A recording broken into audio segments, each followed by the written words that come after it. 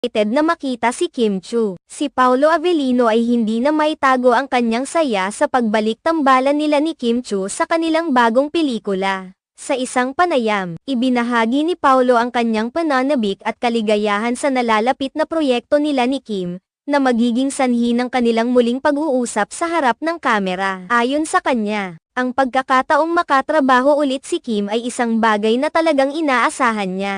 Matapos ang kanilang matagumpay na pagsasama sa pelikulang What's Wrong with Secretary Kim, naging malinaw sa kanya na nais niyang maranasan muli ang ganitong uri ng kolaborasyon. Ang kanilang dating pelikula ay tinangkilik ng marami at naging patunay ng kanilang mahusay na pagsasama sa screen. Kaya naman, hindi nakapagtataka na umaasa si Paolo na ang kanilang susunod na proyekto ay magiging kasing tagumpay din. Ang tuwa ni Paolo ay hindi lamang dahil sa pagkakataong makatrabaho muli si Kim, kundi dahil